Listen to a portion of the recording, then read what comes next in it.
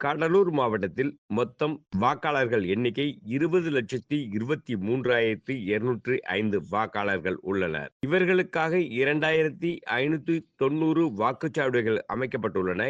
இதில் 9 வாக்குச்சாவடிகள் முழுமையாக பெண் அலுவலர்களும், ஒரு வாக்குச்சாவடி மாற்றுத்திறனாளிகளுக்கும் நிர்வகிக்கப்பட உள்ளது. சிறப்பு அம்சமாகும். அனைத்து வாக்குச்சாவடிகளிலும் 100% நேரடி இணைய கண்காணிப்பு வெப்காஸ்டிங் செய்ய ஏற்பாடு செய்யப்பட்டுள்ளது. தேர்தல் விதி மீறல்களை கண்காணிக்க மாவட்டம் முழுவதும் 81 பிறக்கும் படைகள் மற்றும் 81 நிலையான கண்காணிப்பு குழுக்கள் 3 ஷிப்டுகளில் பணியாற்றி வருகின்றனர். உரிய ஆவணங்கள் இன்றி 50,000 ரூபாய்க்கு மேல் ரொக்கப்பணமாவோ அல்லது 10,000 ரூபாய்க்கு மேல் மதிப்புள்ள பொருட்களோ கொண்டு செல்ல அனுமதி இல்லை.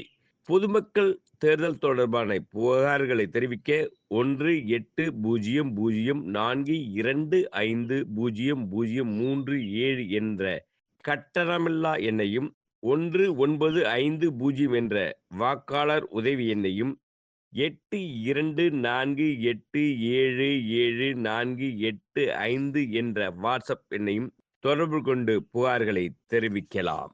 கடலூர் மாவட்டத்தில் அந்தந்த சட்டமன்ற தொகுதிக்கு உட்பட்ட தேர்தல் நடத்தும் அலுவலர் அலுவலகத்தில் காலை 11 மணி முதல் பிற்பகல் 3 மணி வரை வேட்புமனுவினை அளிக்கலாம்.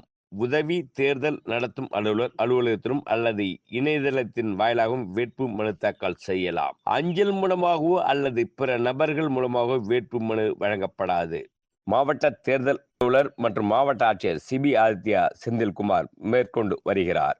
மேலும் கடலூர் மாவட்டத்தில் தற்போது 3 நிலையான கண்காணிப்பு குழுக்கள் 8 மணி நேரத்திற்கு 1 என்ற விகிதத்தில் 24x7 அடிப்படையில் இயங்கும் வகையில் அமைக்கப்பட்டுள்ளது. மாவட்டத்தில் 171 குழுக்கள் மொத்தமாக கண்காணிப்பு பணிகளில் ஈடுபடுத்தப்பட்டுள்ளன.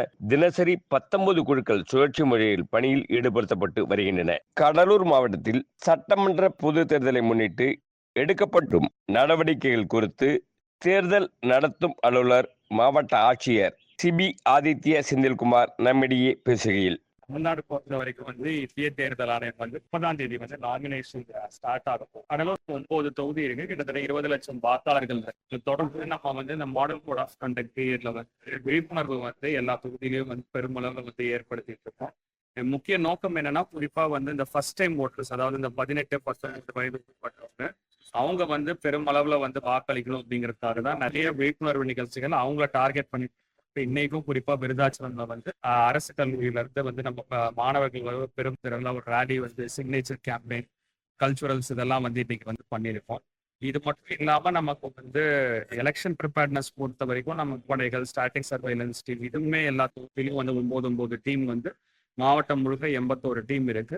ஸோ இந்த தேர்தலை ஒரு ஃப்ரீ அண்ட் ஃபேர் எலெக்ஷன்ஸா நியாயமான முறையில் நடத்துவதற்கு மாவட்ட நிர்வாகத்துக்கும் தயார் நிலையில. இப்போ சீஷர்ஸ் பார்த்தீங்கன்னா கிட்டத்தட்ட ஒரு 80 lakhs கிட்ட சீஷர்ஸ் இருக்கு. அதுக்கு ஒரு டிஸ்ட்ரிக்ட் கிரீவன்ஸ் கமிட்டி அப்படின்னு ஒன்று இருக்கு.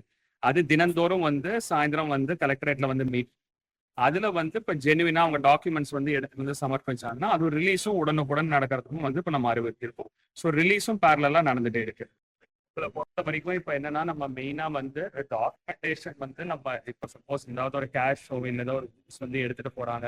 இப்ப சில பேர் ஏதாவது வணிகத்துக்காக எடுத்துட்டு போவாங்க, சில பேர் சொந்த செலவுக்காக எடுத்துட்டு போவாங்க.